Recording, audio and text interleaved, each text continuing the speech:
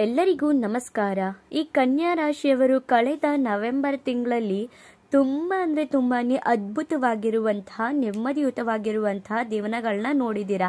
ಹಾಗೆ ನವೆಂಬರ್ ತಿಂಗಳಲ್ಲಿ ನೀವೇನೇನು ಮಾಡಬೇಕು ಅಂತ ಅನ್ಕೊಂಡಿದ್ದೀರೋ ಆ ಎಲ್ಲ ಕಾರ್ಯನೂ ಕೂಡ ಮಾಡಿದ್ದೀರಾ ಅಂತ ಅನ್ಕೋತೀನಿ. ಆ ಕಾರ್ಯಗಳನ್ನ ನೀವು ಮಾಡಿದ್ರೆ ಖಂಡಿತವಾಗಿಯೂ ಕೂಡ ಆ ಕೆಲಸಗಳಲ್ಲಿ ನೀವು ಸಕ್ಸಸ್ನ ಕಂಡಿರ್ತೀರಾ. ಹಾಗೇನೆ ಈ ಕನ್ಯಾ ರಾಶಿಯವರು ತುಂಬಾನೇ ಮೇಧಾವಿಗಳು ಕೂಡ ಆಗಿರ್ತಾರೆ. ಇವರು ಏನಾದ್ರೂ ಒಂದು ಕಲಿಬೇಕು ಅಥವಾ ಏನಾದ್ರೂ ಒಂದು ಸಾಧನೆ ಮಾಡಬೇಕು ಅಂದ್ರೆ ಅದನ್ನ ಸಾಧಿಸೋವರೆಗೂ ಕೂಡ ತಮ್ಮ ಹಠನ ಬಿಡೋದೇ ಇಲ್ಲ.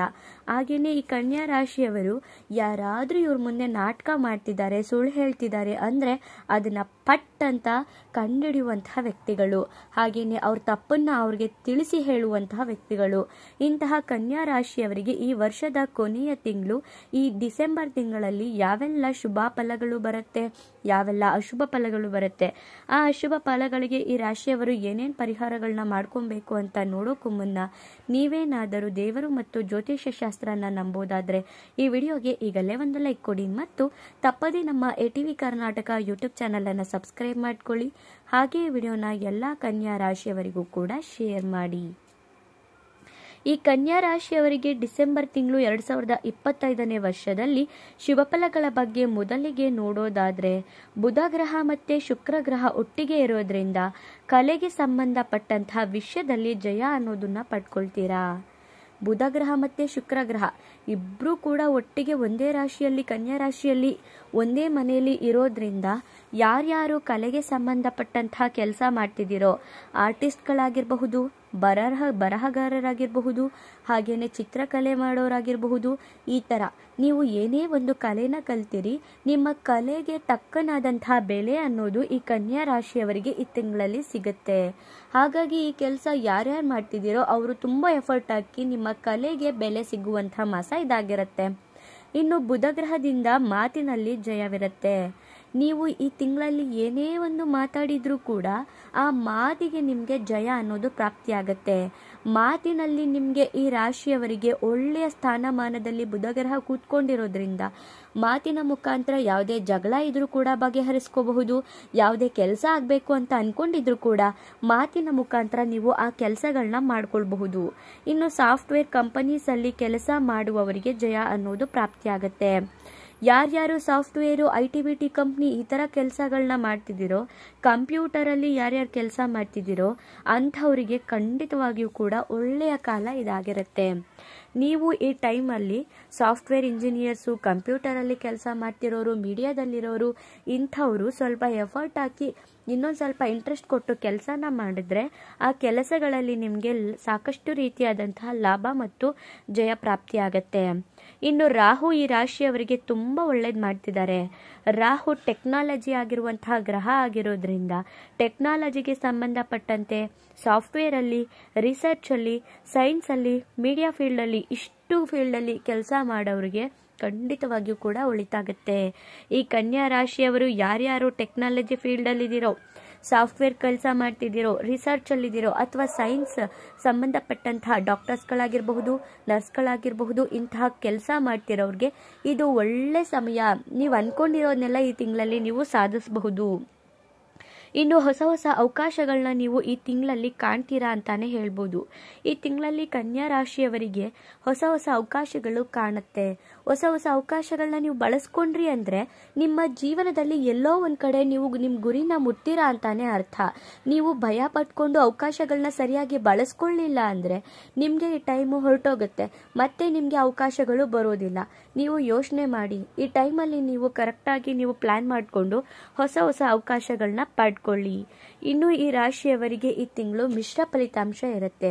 50-50 ಇರೋದ್ರಿಂದ ಈ ರಾಶಿಯವರಿಗೆ ಎಷ್ಟು ಶುಭ ಫಲಗಳಿದೆಯೋ ಅಷ್ಟೇ ಅಶುಭ ಫಲಗಳು ಕೂಡ ಇರುತ್ತೆ. ಅಶುಭ ಫಲಗಳೇನೇನಿದೆ ಈ ಕನ್ಯಾ ರಾಶಿಯವರಿಗೆ ಈ ವರ್ಷದ ಕೊನೆಯ ತಿಂಗಳಲ್ಲಿ ಅಂತ ನೋಡೋದಾದ್ರೆ, ಸುಖದ ಭಾವದಲ್ಲೇ ರಾಹು ಮತ್ತೆ ಕೇತು ಕೂತ್ಕೊಂಡ್ಬಿಟ್ಟಿರೋದ್ರಿಂದ ಹಾರ್ಡ್ ವರ್ಕ್ ಮಾಡಿದ್ರೆ ಮಾತ್ರ ಸಕ್ಸಸ್ನ ಕೊಡ್ತಾರೆ. ಯೋಚನೆ ಮಾಡಿ, ರಾಹು ಟೆಕ್ನಾಲಜಿಗೆ, ಇದರಲ್ಲಿ ಕೆಲಸ ಮಾಡೋರಿಗೆ ಅದರಲ್ಲೆಲ್ಲ ಕೂಡ ಒಳ್ಳೆ ಫಲನ ಕೊಡ್ತಿದ್ದಾರೆ. ಹಾಗೇನೆ ನೀವೇನಾದರೂ ಹಾರ್ಡ್ ವರ್ಕ್ ಮಾಡಿದೆ ನನ್ನ ಟೈಮ್ ಚೆನ್ನಾಗಿದೆ ಅಂತ ಹೇಳಿ ಸುಮ್ಮನೆ ಕುತ್ಕೊಂಡ್ಬಿಟ್ರೆ ಅವರು ಯಾವುದೇ ಕಾರಣಕ್ಕೂ ಕೂಡ ಫಲಗಳನ್ನ ಕೊಡೋದಿಲ್ಲ. ಹಾಗಾಗಿ ನೀವು ತುಂಬ ಯೋಚನೆ ಮಾಡಿ, ತುಂಬ ಹಾರ್ಡ್ ವರ್ಕ್ ಮಾಡಿ, ತುಂಬ ಕಷ್ಟಪಟ್ಟು ನೀವು ಕೆಲಸನ ಮಾಡಬೇಕಾಗತ್ತೆ. ನೀವು ಕಷ್ಟನೇ ಪಡ್ದೇನೆ ಎಫರ್ಟ್ನೇ ಹಾಕ್ದೇನೆ ಸುಮ್ಮನೆ ಕೂತ್ಕೊಂಡ್ಬಿಟ್ರೆ ನಿಮಗೆ ಯಾವುದೇ ರೀತಿಯಾದಂತಹ ಫಲಗಳು ಸಿಗೋದಿಲ್ಲ. ಹಾಗೆಯೇ ತುಂಬ ಅಂದರೆ ತುಂಬಾ ಹಾರ್ಡ್ ವರ್ಕ್ ಮಾಡಿದರೆ ಸಾಕಷ್ಟು ಫಲ ನೀವು ಎಕ್ಸ್ಪೆಕ್ಟ್ ಮಾಡಬಹುದು. ಇನ್ನು ದೇವರ ಮೊರೆ ಹೋಗಬೇಕಾಗತ್ತೆ. ಭಕ್ತಿ ಮಾರ್ಗದಿಂದ ಮಾತ್ರ ನೀವು ಫಲನ ಎಕ್ಸ್ಪೆಕ್ಟ್ ಮಾಡಬಹುದು.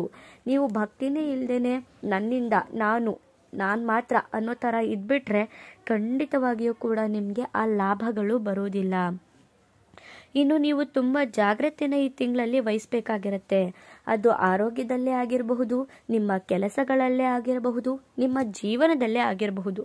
ನೀವು ಹಾರ್ಡ್ ವರ್ಕ್ ಮಾಡಿ, ಹಾಗೆಯೇ ನೀವು ಎಚ್ಚರಿಕೆಯನ್ನು ವಹಿಸಿ ಸಾಕಷ್ಟು ವಿವೇಚನೆಯಿಂದ ಆಲೋಚನೆ ಮಾಡಿದ್ರೆ ಮಾತ್ರ ಈ ತಿಂಗಳಲ್ಲಿ ನೀವು ಆರಾಮಾಗಿ ಇರ್ತೀರಾ.